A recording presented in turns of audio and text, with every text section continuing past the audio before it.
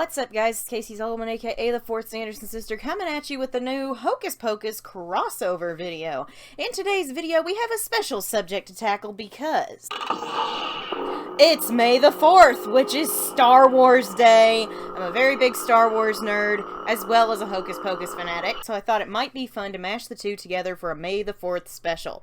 I'll be determining what color lightsaber each Sanderson sister would wield, why this color works for them, and what side of the Force they would be on.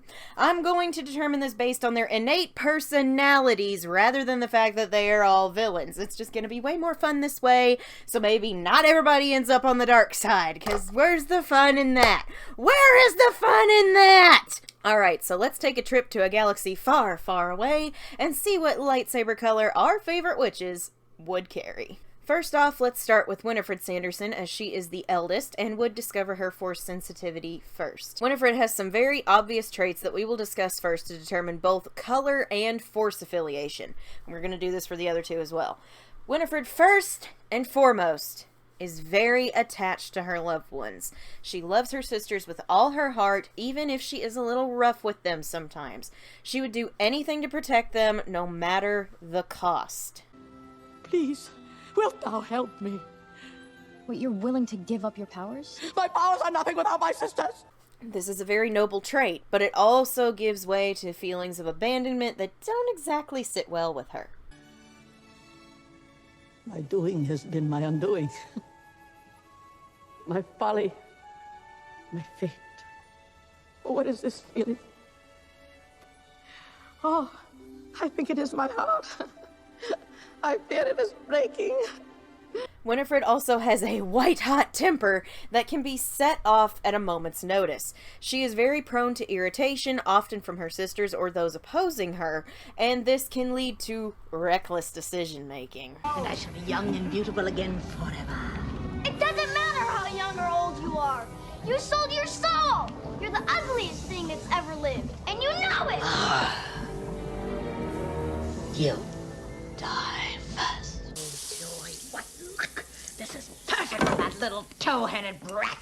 Besides, I want to get that little rat-faced kid that called me. She is very intelligent, but that intelligence is often used in tandem with an overtaking lust for power. Winifred is very power-hungry, even when it is to help save her sisters. It's very Anakin Skywalker trying to save Padme's life-esque sometimes. I'm done with piddling potions. Okay. If we were the most powerful witches on Earth, nothing could stop us. Not teenagers, not Trasks, not the Infernal Sun. Sisters, it has been decided. We are doing the Magicae Maxima, the power spell. One more thing to note is that Winifred holds grudges towards people who wronged her. The most notable grudges she bears are those against Billy Butcherson, who once kissed her in the graveyard, making her think they were lovers, and above all else, the grudge against Reverend Trask. Trask is absolutely the one who set her on her path of hatred. He tried to force her into a marriage she didn't want, he tried to forcibly take away the little sister she was attached to, and he banished her from the only home she had ever known. She harbors great hatred for this man and finds any opportunity to make him suffer. So her attachments, temper, hatred, and lust for power would add up to Winifred carrying a red blade. Red lightsabers signify anger, hatred, and power. These are all traits that Winifred possesses and acts upon in Hocus Pocus 1 and 2. The blood red blade reflects the damage that has been done to her over the years and how that has hardened her to the feelings and lives of the others surrounding her. This, of course, means she would join the dark side of the Force to become a Sith, bent on bettering herself and destroying any and all in her way. While the emotions towards the ones she loves are good feelings, that desperation would push her towards the ways of the Sith, and her red blade would light her path of darkness, again, a lot like Anakin Skywalker with Padme. Now we will look at Mary Sanderson, whose traits are quite different from that of her elder sisters. Mary, first and foremost, is a naturally calm person. She focuses on maintaining social harmony between her sisters by leading calming circles. Think soothing thoughts. Rabbit bat, black death, mummy scorpion pie. Mother! She's also the first to remind Winifred to quell her emotions and encourage her to breathe. She's a very peace-seeking entity when it comes to stressful situations. She does not overreact, she doesn't get emotional until someone else does, and she remains very grounded. And compared to the other two Sandersons, she's the one who does the least amount of fighting. We don't really see her front and center of the big showdowns, especially in the first movie. She isn't really seen in the graveyard fight until Winifred is in danger. Ah! On the ground! On the ground! Sisters!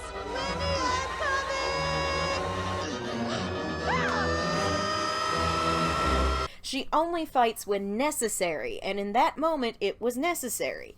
She also put the safety of Winifred above her own safety, and that shows her selflessness. Mary also focuses on what needs to be done in any given situation, and she tends to exhaust herself to do it. Mary is a very hard worker who does everything by the book, but she will question certain choices if it feels wrong to her. But Winnie, you promised you'd never ever do that spell. The last thing I want to note is her patience with both Winifred and Sarah. She doesn't fly off the handle like Winifred does, often standing completely still and waiting for Winifred to finish her ranting before chiming in when, in all fairness, she could speak up sooner. She doesn't mind when Sarah goes off on her own a little bit. Occasionally she gets annoyed, but she patiently puts up with her little fits of giddiness and does not get onto her when she gets a little distracted. She's used to these quirks, whereas Winifred tends to lose it on her. All of these traits of serenity, level-headedness, selflessness, restraint, diligence, and patience lead Mary to wield an orange lightsaber blade. Orange lightsabers are very rare, but the wielder is someone who exercises restraint and only resorts to combat when necessary. It also represents peace in the Force. This fits perfectly for Mary Sanderson as she checks all those boxes. She knows when to hold back, when to let loose, when to fight, and when to proctor peace. Her Force affiliation based on these traits would see her joining the light side of the Force as a Jedi Knight. She would likely be more of a negotiator rather than a combatant within the Jedi Order, focusing more on peacekeeping tactics than battle maneuvers. That said, orange blade wielders do have a pull to both the light and the dark side of the Force, so it does also work with her dark side that we're so familiar with. But overall, focusing on these traits would give Mary new life as a Jedi Knight with an orange blade, and just for the heck of it, a broomy for a droid sidekick. Finally, we have come to the youngest sister, Sarah Sanderson. She has a rather mixed bag of traits to examine that will determine her lightsaber color and affiliation. Let's go ahead and get this one out of the way. She's a daydreamer. She's a bit of a ditz. She wanders off on her own. Her brain goes on little adventures and leaves the lights in the house on with nobody home.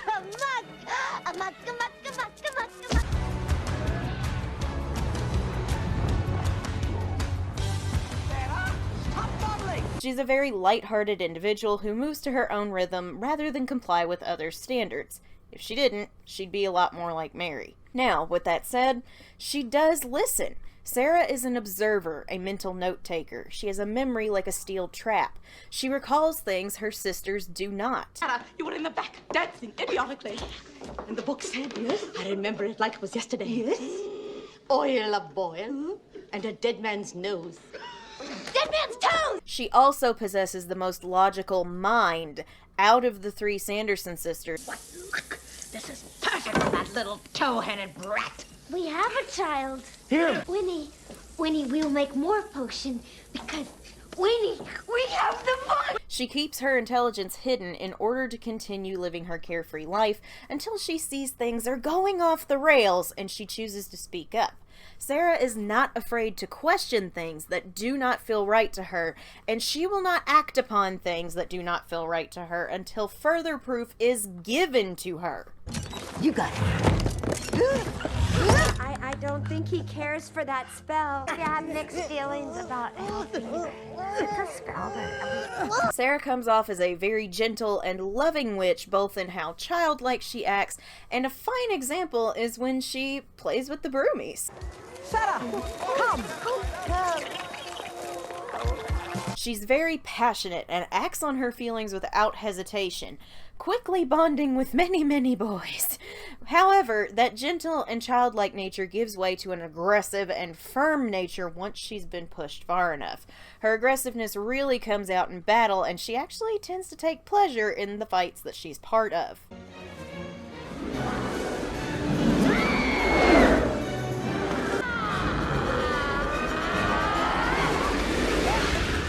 Shall we have a little fun? Oh, I love fun.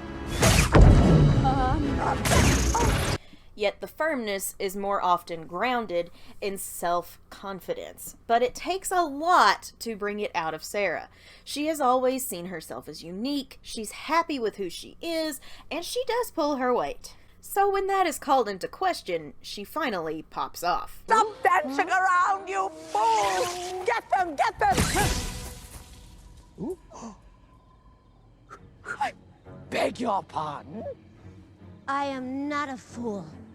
I am a good and loyal sister, and I expect to be seen as such! It's very clear there are two sides of Sarah Sanderson, between her gentle nature giving way to an aggressive one, what comes off as ditziness masking a logical mind, and someone who relishes in fighting. All of this points to the perfect lightsaber color for Sarah being a purple blade. Ironically, yes, it does fit with her color scheme, but the lore of purple lightsabers fits her well. Purple lightsaber wielders have an understanding of both the light side of the Force as well as the dark side. These individuals are able to pull knowledge from both facets of the Force to power them, which I think works in tandem with Sarah's good and bad sides. Flip the right switch, and she is one of the scariest witches you'll ever meet, while most of the time she just acts like a free-spirited woman. Purple lightsaber wielders also value balance and individuality, something Sarah's very good at. The color also implies exceptional skills and independent thinking. Sarah definitely thinks more for herself, like I said earlier, when she questions certain choices Winifred makes. Now, her Force affiliation does kind of leave her in an interesting position, as she isn't all light, but she's also not all dark. Sarah would be much more like Ahsoka Tano, or maybe even Baylan Skoll. She doesn't belong to Jedi or Sith. She's a gray Jedi, or even a dark Jedi. She'd be an independent Force wielder, donning the purple lightsaber and seeking out her own path in life. She's already doing that, so why not add a laser sword? And there you have it. Those are my choices for the lightsaber colors and Force affiliations I believe fit the Sanderson sisters best. What do you guys think? Do you agree with my picks? Or would you choose a different saber for them? Let me know in the comments down below. If you enjoyed this May the 4th special, please remember to drop a like and subscribe if you haven't. It's free, it helps me, and what helps me helps you guys get more great content like this.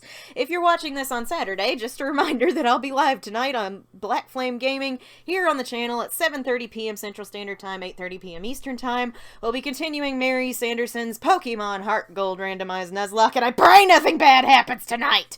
If you're a regular on this channel, please remember to drop a like and share your thoughts on this video down below. Thank you guys so much for watching. I'm Casey Zogelman, aka the 4th Sanderson Sister. I'll see you witches and wizards later, and remember, the Force will be with you Always.